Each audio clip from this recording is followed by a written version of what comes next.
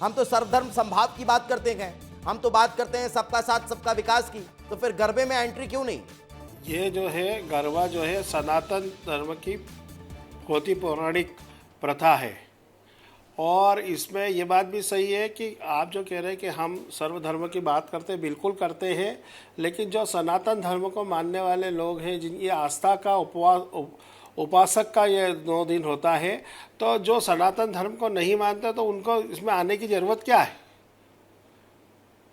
बिल्कुल, चलिए इमरान जी से एक क्विक रिएक्शन ले लेता हूं। इमरान जी, जो सनातन को नहीं मानता उसको जाने की क्या आवश्यकता है? क्यों जाना चाहते हैं वो लोग इस गरबे के आयोजन में जिनको हिंदू धर्म से अब कोई लेना देना नहीं? आप सभी को सबसे पहले मेरा सलाम। अब मैं आपको एक बात बताना चाहता हूं कि जो आपने एक शब्द कहा कि सबका साथ सबका विकास सबका विश्वास, ये नारा मात्र एक नौटंकी है जो कि सत्ता पक्ष द्वारा की जाती है।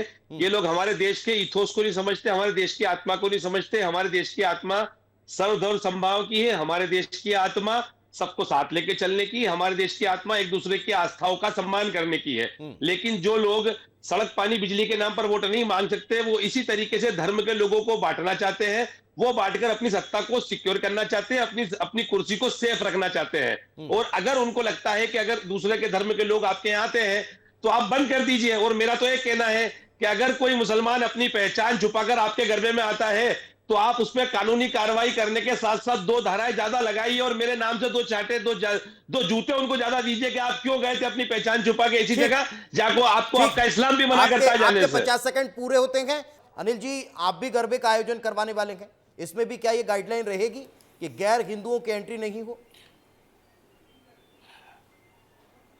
ये पिछले विगत 5 वर्षों से ये गाइडलाइन हमारे उज्जैन में फॉलो हो रही है। हम आईडी देखते हैं और उनको ही प्रवेश देते हैं। अच्छा, इसके पीछे की वजह क्या है? पिछले 2 साल में हमने ये देखा कि कई बार वो टीका और कलावा बांध के भी आए, लेकिन आईडी चेक करी तो वो दूसरे पाए गए, तो उनके ऊपर उनको कानून के हवाले भी किया गया। और जैसा कि ये बंधु कह रहे हैं कि सबका साथ सबका विकास, तो हम बोले कि ये लोग नौटंकी करते हैं। मैं इनसे पूछना चाहता हूँ कि आयुष्मान कार्ड हुआ या जो है अन्नपूर्णा योजना हुई, इसका लाभ सबको मिल रहा है कि नहीं मिल रहा? ये तो सनातन, हमारे लोग कभी जाते हैं क्या वहाँ मस्जिद में नमाज पढ़ने या इनके कोई कार्यक्रम में? तो इनको ये बात नहीं करना चाहिए। ये माता जी की उपासना है, ये साधना है, ये कोई वो हुल्लड़पना नहीं है, ये कोई डांस प्रतियोगिता नहीं है, ये आराधना होती है। बहन बेटियां हमारी और युवा वर्ग, हर वर्ग के लोग उपास करते हैं। तो जब अगर बुलाया जाए तो जाओ ना, बुलाए बगैर बुलाए किसी का जाना ये भी तो हमारे संस्कार नहीं है, तो क्यों जाना? चलिए इमरान जी से जवाब ले लेता हूं। किसी को निमंत्रण थोड़ी दे रहे। इमरान जी, अगर इतना ही धर्म का पालन करना है तो उपवास करवा दीजिए उन युवाओं से जो गरबा खेलना चाह रहे हैं। सिर्फ कलावा बांध कर चले जाने से, टीका लगाकर चले जाने से, नाम छिपाकर चले जाने से क्या हासिल हो जाएगा? दीपेश जी, मैं अनिल भाई की बात से पूरी तरह सहमत हूं कि कोई भी व्यक्ति अगर अपनी पहचान छुपाकर किसी भी धार्मिक आयोजन में जा रहा है, उस पर सबसे पहले आप कानूनी कार्रवाई कीजिए, नंबर 1।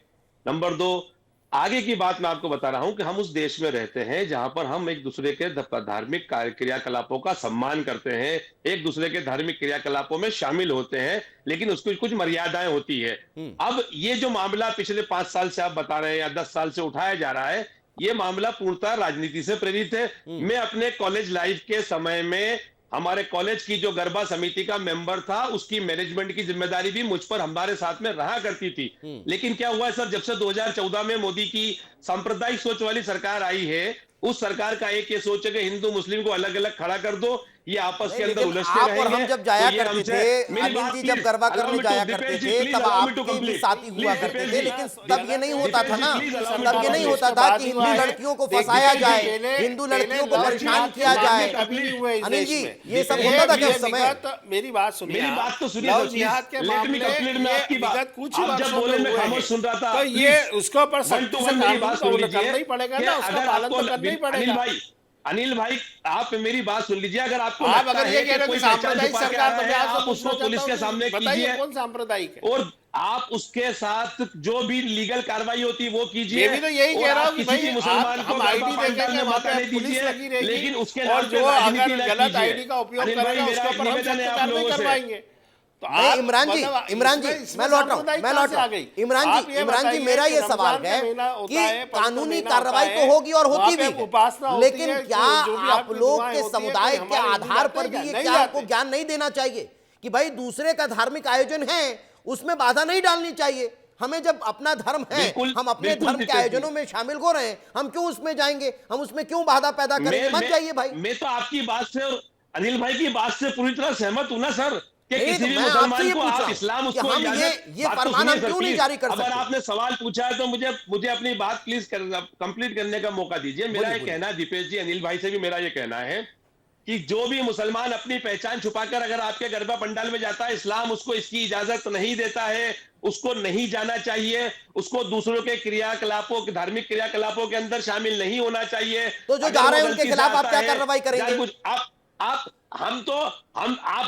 हमें पकड़ के लाके दीजिए, हम उस पे जो भी नहीं, हमारे इतने स्तर लव पे जिहाद एक्शन के होगा हम मामले लेंगे। जो सामने आए, जिन इस्लाम लोगों के नाम उसको सामने आए, क्या उन पर इस्लाम अभी उसको तक इजाजत धर्म के नहीं आधार देता पर है कोई कि गरबा कार्रवाई पंडाल में हुई? जाके वो गरबा क्या देखे। उन्हें धर्म से बाहर निकाला गया? अनिल जी बताइए, अभी तक इतने मामले सामने आ चुके हैं। अनवर कादरी का मामला सामने, जो फंडिंग करता है, इतने दिनों से भागता फिर रहा था, वो अब पकड़ा गया, वो इंदौर में गए, क्या धर्म से निकाल दिया? कानून अपने हाथ में नहीं लेगा अनिल जी, और ये काम प्रशासन का है, शासन का है। हाँ, वो पहले भी उन्होंने कार्रवाई करी है और अभी भी उनसे वही कार्रवाई करवाएंगे। और रहा सांप्रदायिक भावना वाली, तो ऐसा कोई विषय नहीं है। सिर्फ विषय ये है कि भाई हम हमारा सनातन धर्म की उपासना कर रहे हैं, हमारी माँ की उपासना कर रहे हैं, हमारे उपवास है, हमारी साधना है, उसमें कोई भी काय को दूसरा हस्तक्षेप करे, अपने अपने धर्म का सब पालन करे। बिल्कुल कोई सांप्रदायिक नहीं है। बंधु नहीं, जो कह रहे थे और मैं कि तो ये इमरान जी, सांप्रदायिक सरकार आ गई, बिल्कुल गलत है। मैं आपसे पूछना चाहता हूं, बताओ आप कि कहाँ कौन से दंगे हो रहे हैं, कौन सा क्या हो रहा है? काय की सांप्रदायिकता, सबका साथ, सबका विकास, सबका विश्वास। चाहे वो मोहन यादव जी की सरकार हो, चाहे वो शिवराज सिंह चौहान की सरकार हो, सभी लाडली बहनों को सम्मान दिया जा रहा है। उसमें हमारी मुस्लिम बहनें भी हैं। आप ऐसी कैसी बात करो? अन्नपूर्णा योजना में, अगर अन्नपूर्णा योजना में शासन की हर योजना को अगर देखेंगे तो सर्वधर्म समभाव उसमें नजर आ रहा है, सभी को लाभ मिल रहा है। मैं लौट रहा हूं अनिल जी, लेकिन एक सवाल हुआ, बताओ आप। मैं आपसे पूछना चाहता हूं कि कौन से परिवार को कोविड में मैं बताता हूं कि हमने जो वो आपको बूस्टर वो लगवाए, आपको हमने जो वैक्सीन लगवाई, मैं खुद गया, मैंने लगवाई। हमने कोई भेदभाव नहीं करा। ये मोदी जी की सरकार है, ये मोहन यादव की सरकार है। ये तो मसला ही नहीं है, ये तो बात ही नहीं है। हम सरकार की योजनाओं का तो लाभ पूरा प्रदेश उठा रहा है, पूरा देश उठा रहा है, उसमें हर धर्म के लोग हैं। इमरान जी, आप जवाब दीजिए।